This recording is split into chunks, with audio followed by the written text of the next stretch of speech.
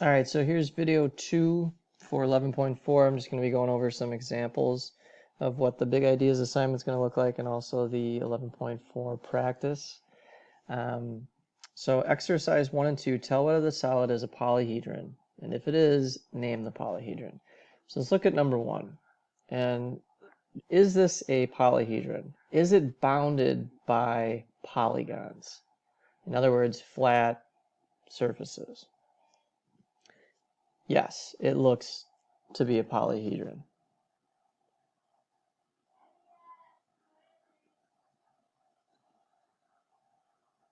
Now, how do we name this? Well, let's first go back to that idea of, is this then a prism or a pyramid? And it looks like it's made of triangles, but is this a prism? Well, because remember, when I made prisms before, it was like two opposite bases that were the same polygon, and then you connect the points. So this would be a triangular prism, what it look like. It doesn't quite look like we have that here in example 1.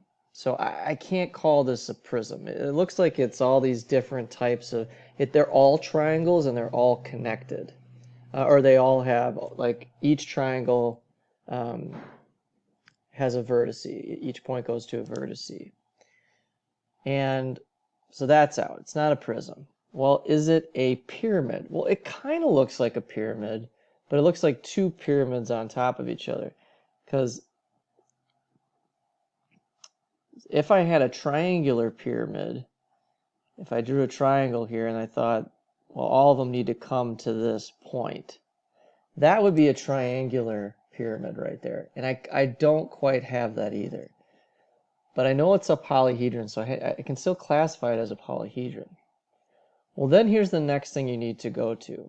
If it's not a prism, it's not a pyramid, you then need to count the number of faces and then use that number as the polyhedron. For example, how many faces do we have here? Well, it looks like if I count the ones that are back here, I got 1, 2, 3, 4, and then in front here I got another 5, 6, 7, 8. So it looks like I have 8 faces. Well, what do we call 8-sided polygons? Octagons. So this would technically be called an octagonal polyhedron. Because it's not a prism, it's not a pyramid, it is still a polyhedron and it has 8 faces. So I'm going to call it an octagonal polyhedron. Next one, number 2. Is this a polyhedron? Is it bounded by flat surfaces? No, it's curved. And anytime you see that curved solid, this is not going to be a polyhedron. And I'm not, you don't have to name these. If you did actually want to know what this is called, this donut shape, the geometric term for it is called a torus. All right, so you'll have a few problems that are like that in your big ideas and on the practice A.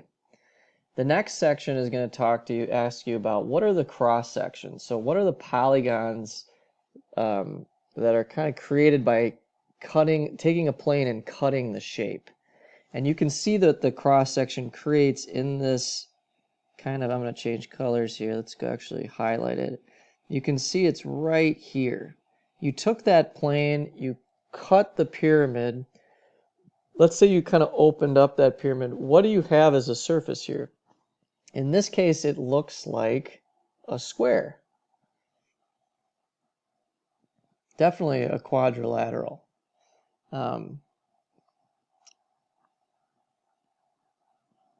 It looks like it could be maybe a parallelogram or square, but it's definitely a four-sided figure. Okay, let's go to the next one. What is this cross section? So now the plane cuts through this pyramid, and this is what's being created. That's what's being created through that cross section. Well, in this case, it's a triangle. And remember, the cross section is always just a polygon. It's a two-dimensional figure. This one here is a little bit more interesting. Cross section here looks to be kind of like a trapezoid, really. Looks like it has those two parallel bases, but just, and then those legs. So I'm going to call that a quadrilateral. And then cross section here, looks like we have 1, 2, 3, 4, 5, 6, 7, a heptagon that's created from the cross section. All right. So that's pretty much it. That's what you're going to be looking at for those examples. Let me just make sure I got those right. Yeah, square, triangle, trapezoid, heptagon. Okay, let's jump back to the examples.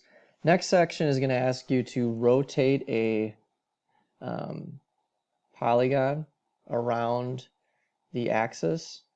And what kind of solid is it going to create? Well, if you rotated this around, you're going to end up having kind of a figure that kind of looks something like this, right? It looks kind of like a cone with a piece of it cut off. And then this one too, if you rotated this around, it would rotate around that axis, rotate around here. You're going to have another type of cone here. And that's really it. All right, so be sure to send your questions to your teachers, and good luck.